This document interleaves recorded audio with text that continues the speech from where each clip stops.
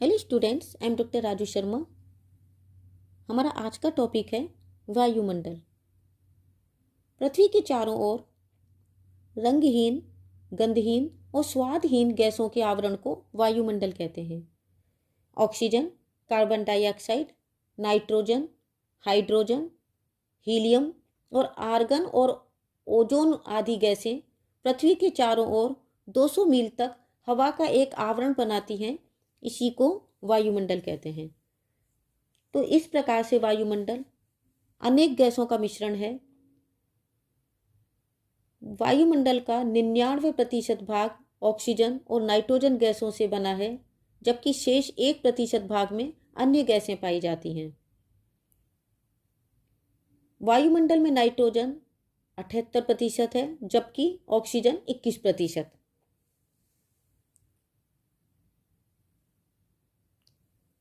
ऊंचाई के आधार पर वायुमंडल की अनेक परतें हैं, जैसे परिवर्तन मंडल, मध्य स्तर, समताप मंडल, ओजोन मंडल,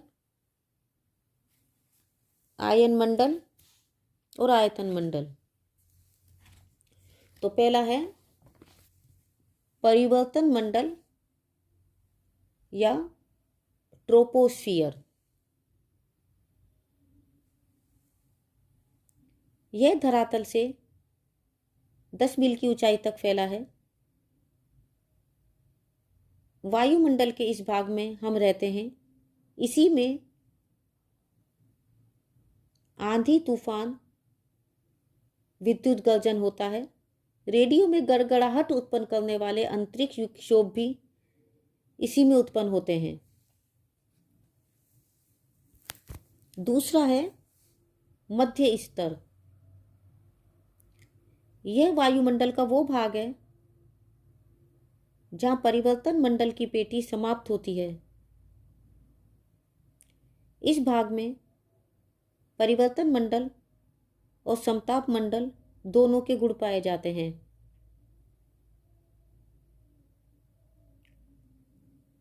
इसे मौसमी परिवर्तनों की छत भी कहते हैं। नेक्स्ट है समताप मंडल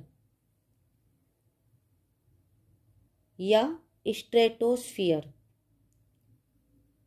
इसे समताप मंडल इसलिए कहते हैं क्योंकि इसमें ताप वितरण में समानता रहती है। वायुमंडल के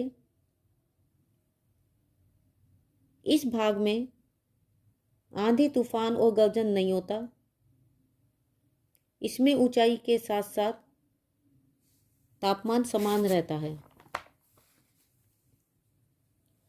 नेक्स्ट है ओजोन मंडल या ओजोनोस्फियर।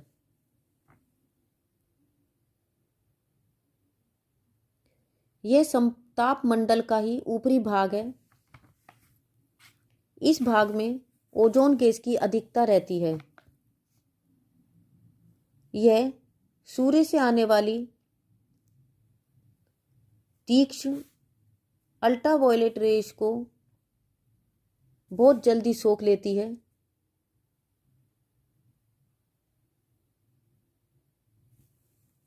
इसका पृथ्वी की जलवायु व मानव जीवन पर अनुकूल प्रभाव पड़ता है। जैसे ये लेयर नहीं होती तो आधे से अधिक सूर्यताप पृथ्वी तक आता और मानव, पेड़ पौधे और जीव जंतु उस ताप से नष्ट हो जाते। नेक्स्ट है आयन मंडल या आयनोस्फियर। वायुमंडल में 50 से 200 मील तक का क्षेत्र आयनोस्फियर कहलाता है। इसमें हवा हल्की होती है और इलेक्ट्रोमैग्नेटिक लहरें चलती हैं। इस भाग में भिन्न भिन्न गैसों का मिश्रण होता है, जैसे oxygen, carbon dioxide, nitrogen, hydrogen, argon आदि। नेक्स्ट है एग्जोस्फीयर या बहिर्मंडल। यह वायुमंडल का सबसे ऊपरी भाग है। इसे आयतन मंडल भी कहते हैं। यह 640 किलोमीटर से अधिक ऊंचाई पर विस्तृत है।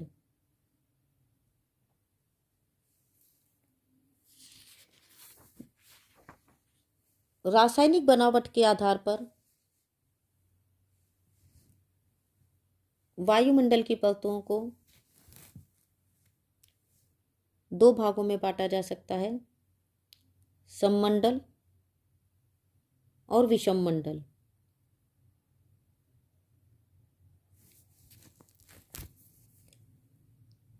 सममंडल की ऊंचाई 90 किलोमीटर तक है। इसमें गैसों की भौतिक और रासायनिक बनावट प्राय समरूपी रहती है। यहाँ की मुख्य गैसें नाइट्रोजन, ऑक्सीजन और कार्बन डाइऑक्साइड हैं। ये मिलकर 99% से अधिक भाग बनाती हैं।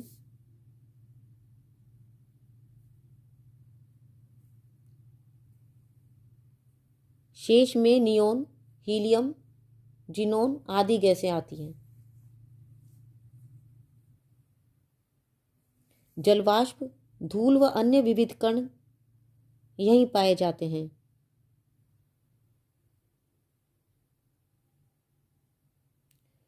दूसरा है विषम मंडल। इस मंडल की रचना विभिन्न गैसों से हुई है। इसमें विभिन्न गैसों की कई परतें हैं, जैसे आणविक नाइट्रोजन परत, आणविक ऑक्सीजन परत, आणविक हाइड्रोजन परत और आणविक नाइट्रोजन परत और आणविक ऑक्सीजन परत और आणविक हाइड्रोजन परत के अतिरिक्त हीलियम परत। वास्तव में विषम मंडल की बनावट जटिल है। इसकी ऊंचाई 90 किलोमीटर के पश्चात वायुमंडल के शीर्ष भाग तक है।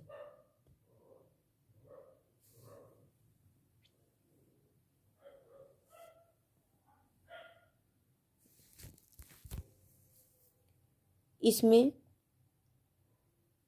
सौर ऊर्जा की विशेष किरणों के प्रभाव से विविध ऊंचाई पर विशेष गैसें चार्ज होने से ये गैसें चुंबकीय प्रभाव को जागृत रखने वाली होती हैं। इसी से ओजोन और आयन विकसित होते हैं।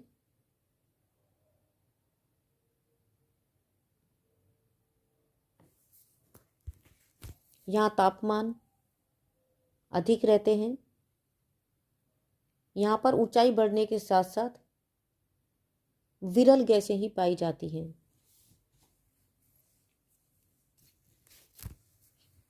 तो बच्चों, आज हमने वायुमंडल का अध्ययन किया, रासायनिक बनावट के आधार पर वायुमंडल की परतों का अध्ययन किया, ऊंचाई के आधार पर वायुमंडल की परतों का अध्ययन किया।